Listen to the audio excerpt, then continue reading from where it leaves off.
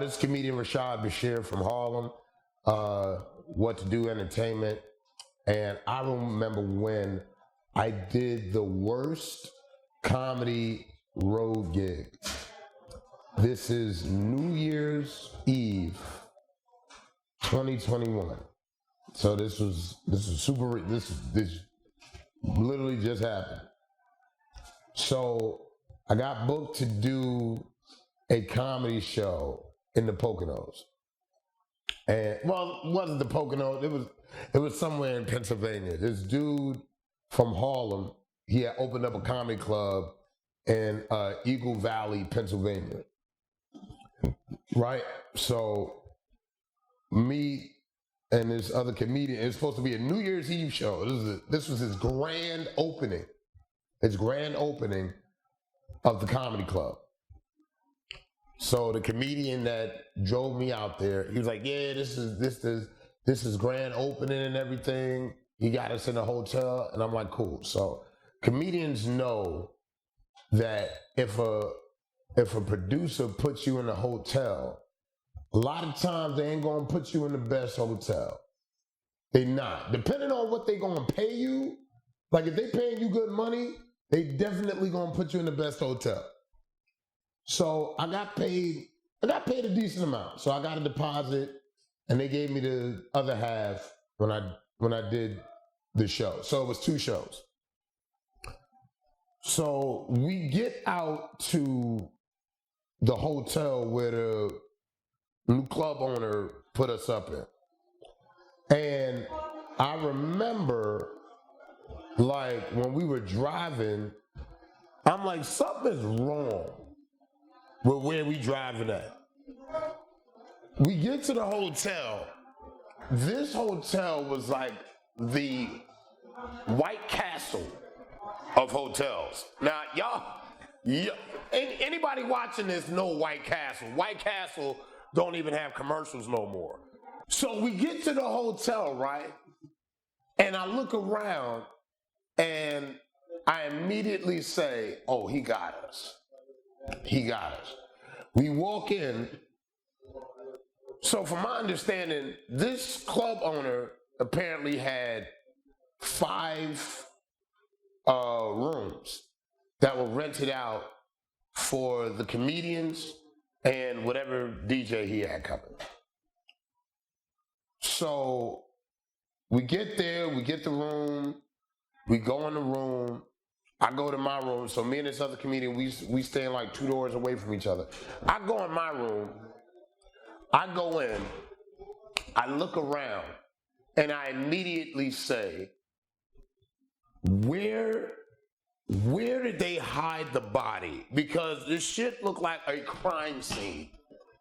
It looked like, it was just first 48 stains all on the walls.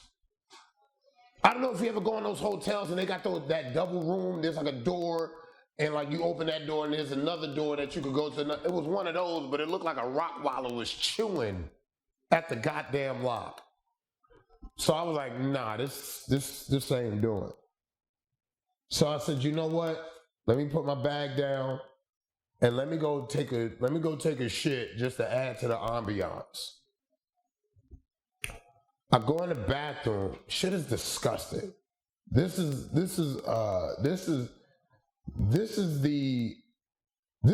Bronx Fortran of hotels. Like if anybody from the Bronx and from New York, you know the number trains are the worst fucking train to be on.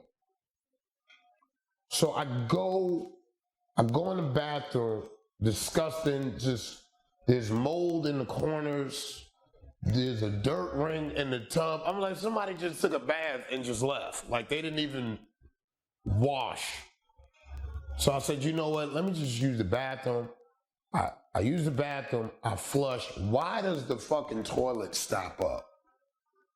And it was the fact that the toilet stopped up. And you ever see the toilet stop up and you were like, nah, chill. You keep trying to flush and make the water go. No, and the turd was just in the water, just floating up to the top. And you know you lose your mind when the water gets to the brim of the toilet and then splash over. I was like, ah! But I was like, it made the room look a lot better. So the water in the toilet just goes over, turds still just floating.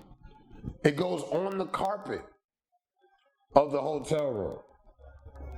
I didn't even call downstairs because the phone didn't work. So I go downstairs. I was like, look, I can't stay in that room. Can y'all get me another room? And it was like, all right, we're gonna work in it. So the other comic was like, oh, Rashad, you can stay with me. So I go to her room. Her room was even worse. Immediately, I go in her room, right? We close the door. There's a giant mosquito just crushed on the back of the door. Like, it was like somebody killed that mosquito and left it there to be an example for the other mosquitoes that were trying to get into that room. I was like, nah, this ain't gonna do it. So immediately she's like, Rashad, look, this room is disgusting. I don't know who put us in these rooms. And I was like, I can only guess one person.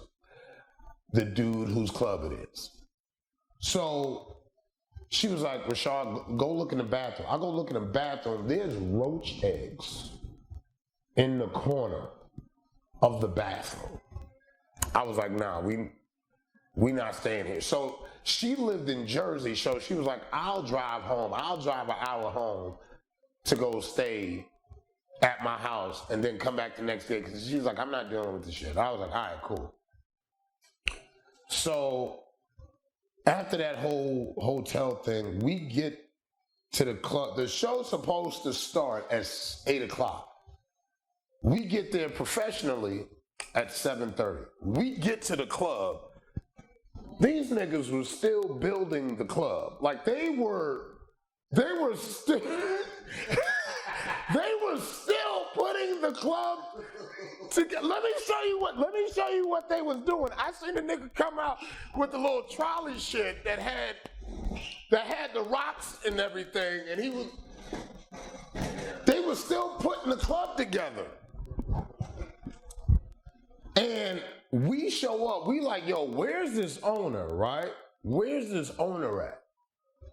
So he come out, and immediately he was perspiring. Everybody knows the difference between workout sweat and cocaine sweat. Everybody knows.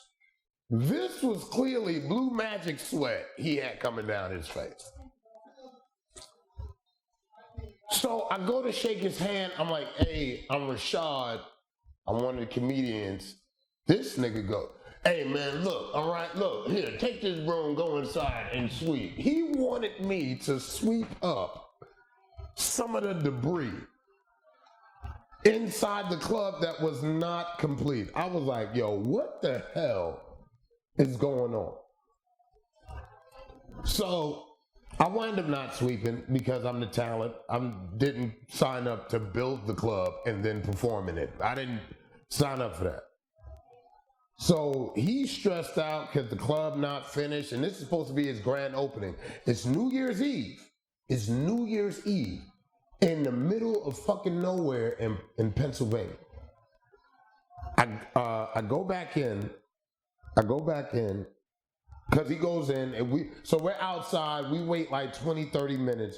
We go in, and we go back in, and the club is nice. The club is beautiful, big, it was spacious, the stage was wonderful. Because I knew it wasn't finished, because when he went back in and came out, I went in, and I looked at how nice it was, and I just said, cocaine is really good because it don't make you clean up anything in a fucking second because he got that shit done. He had that shit finished. So we go in there. Clubs, we wind up starting the show late, of course. And so apparently the club owner was like, where your people at? I was like, my people? He was like, yeah, man, you was supposed to invite your fan base out. Motherfucker, I got 4,800 followers on IG, and I'm like 4,000 of them I don't even know. So ain't nobody gonna come out to the middle of Pennsylvania to fucking do a show. So I was like, look, whatever. So I wound up, me and the producer, me, the guy that drove us, and the other comedian, we wound up performing for 7 people. We performed for the people that built the club. We was like, nigga, what is this? So we had to do 2 shows. So the next day, New Year's Day, we did another show. And we did this show for the same motherfuckers that built the club. I had to do the same, I didn't do the same set, but one of the dudes that was doing the plastering, he was like, yo, you said that shit yesterday. I was like, you know what? Okay. So, in a nutshell, comedians will do anything for $500. And that is what I can remember about the worst gig that I did. I hope that you enjoyed the video. Please don't forget to like, share, subscribe and hit that notification bell so you will always get an alert when a new video drops.